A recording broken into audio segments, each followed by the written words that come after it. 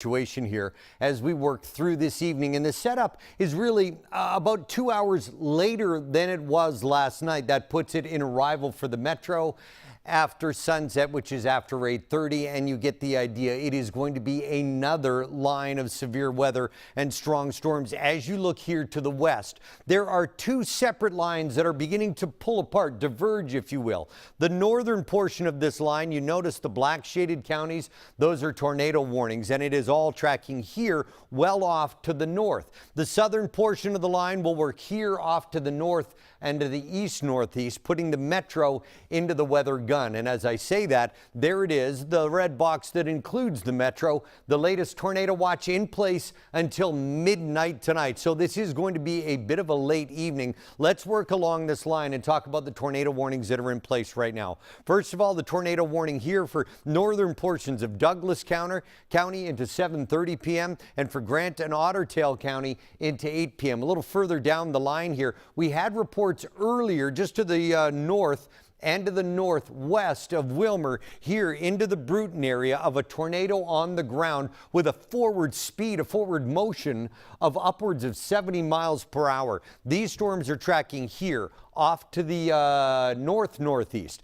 There's the latest tornado warning. It is for a little thin sliver of Stearns County until 7:30 p.m. Now, as I mentioned, this area, you see storm track here, all moving off to the northeast. But as you get further down the line into areas like Candy-Ojai County, stretching down into Redwood and Renville counties over the Minnesota River Valley, this area of the line is going to flatten out and work toward the Twin Cities metro. And because of that, you've got these stacked severe thunderstorm warnings. See all the gold boxes here? Let me run through them so you can get an idea. So it is western portions of Stearns County, parts of Meeker, McLeod County, Wright County, the western portion of Wright County, down into Sibley County, Blue Earth County from Mankato all the way south and straddling I-90. Why so many severe thunderstorm warnings all stacked like that in a box?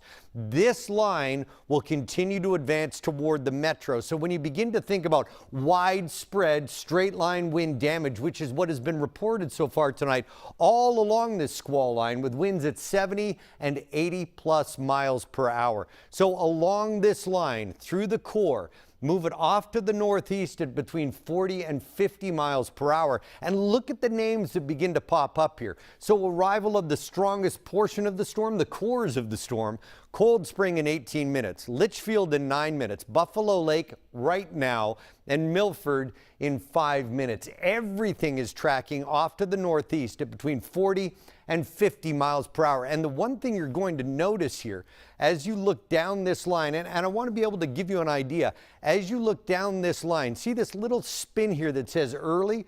That's what we call a tornado vortex signature. Now it says the word early because the radar works by working in slices of the atmosphere, and it clicks up and takes 5 separate slices. What a TVS, a tornado vortex signature, tells us is there's spin up here in some portion of this storm, but not in every verifiable portion.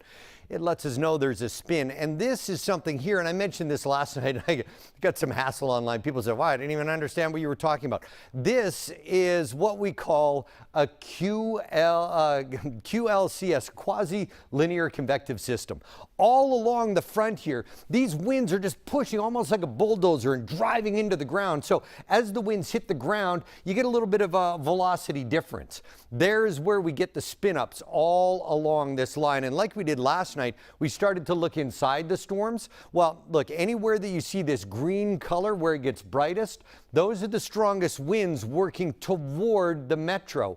Where you see any red or purple here, that's an aerial extent away from the Doppler beam. So it is really important.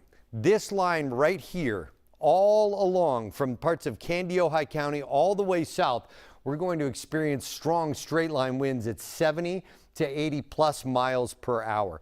Everything here working east toward the greater Twin Cities metro. And as I mentioned that, arrival after 8:30, primarily 9 o'clock tonight. So on Fox 9, I've taken up some of your time. I want to send you back to live programming.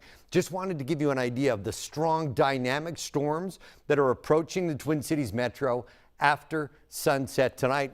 after the strong storms last night. There they are in this line here, pushing off to the east-northeast. As I mentioned, that 8:30 to 9 p.m. arrival in the metro, and then after that, probably lingering until about 11 p.m. So, Fox 9 viewers, I'm going to send you back to your regularly scheduled programming. Fox 9 Plus with Tim and BC. We'll continue our news program. Fox 9, we'll see you in a little while if things change. I'm back here. Sleeves are up. It is a stay sky aware kind of night. So Fox 9, off you go. Fox 9 Plus. We'll continue our news hour here with Tim and BC. On Fox 9 Plus, we're headed to a break. We'll be back right after.